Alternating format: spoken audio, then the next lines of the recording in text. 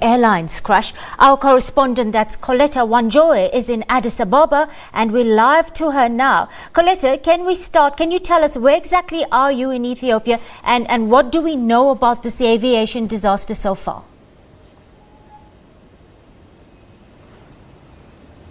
Well, what we know is the airplane crashed at around 8:48 East African time. That should be around 7:48 South African time, and that's when it left the Bole International Airport at that time. And 6 minutes later, it lost a signal, so the control room could not see it, and then there was a crash. So we got the information around 11 a.m., which is about 10 a.m. South African time. And as we stand now, it has been confirmed that all the 157 people who were on board have perished. Amongst these, there was 147 who were the passengers, and there were 149, and there were 8 crew members. So all of them have perished. And amongst the nationalities that have been confirmed with big numbers that have perished are Kenyans. There are 32 Kenyans. Ethiopians, 17. That means 9 passengers and 8 of the crew members. There were also 4 UN passport holders. There were 6 Egyptians, 18 Canadians, Americans, 8 of them, Italians, 8. There was 1 Ugandan, and there were also British passengers. So as we stand now, the Ethiopian Airlines Chief Executive Officer has already given a press conference and said that investigations are underway to understand what exactly happened. But all the pointers are towards technical hitches. Coletta, it's been about 5 hours since that crash, and we understand that the plane came down in Bishoftu. That's about 60 kilometers southeast of the capital. Do we know exactly where in that town? We understand that there are 5 crater lakes in this particular area.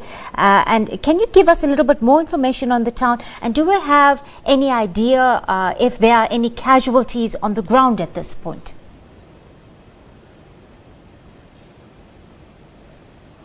Well, the information we're getting now, we're all relying from information from the Ethiopian Airlines, because where we stand now, the matter has been termed as national security. So all the information that is coming in is coming through Ethiopian Airlines, as is advised by the National Intelligence Security and the airline itself. But the area where the crash happened, it is an area that is a tourism attraction with 5 man-made lakes, and people usually go there often during weekends to enjoy. And it's a cool place compared to Addis Ababa, which is kind of hot because of the water the other side.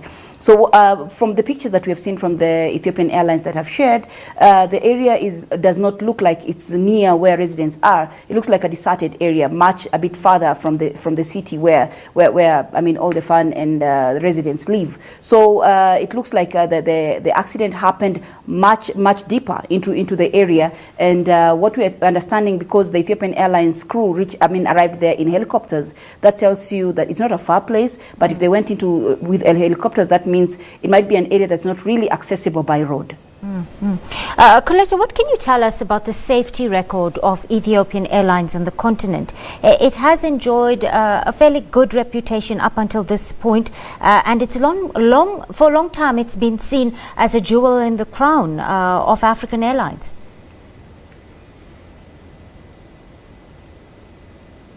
Well, compared to its track record, it can be said that Ethiopian Airlines really has put safety at the top of it all, because it understands that in the continent it holds a big fleet. It holds the aviation industry in the continent. That, truth be said, it's got a big fleet. It's got many destinations, more than 100 destinations in the world. So it's got a record to keep, and it has tried all the best to do that. However, technical issues cannot be ruled out. In 2010, we saw Ethiopian Airlines going up in flames in Lebanon, which was termed as a technical issue. And also just end of the month, which was January, end of 2019, this year, we saw the Ethiopian Airlines skidding off the runway in Entebbe, that is Ethiopia, where the pilot failed to land safely. And there were no casualties, but that was also a technical hitch. So there have been what we would call minor technical hitches compared to what we have seen today. So this also comes as a shocker to Ethiopian Airlines itself, because it says, the CEO has said that it has put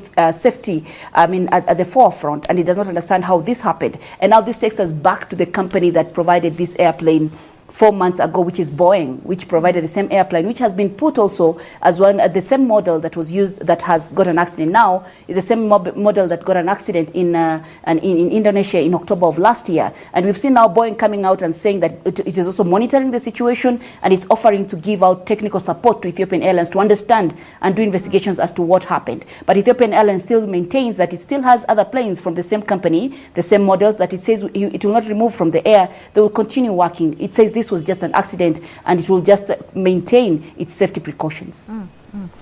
We understand that Ethiopian Airlines were to hold a media briefing sometime today. Any word on that, Vas?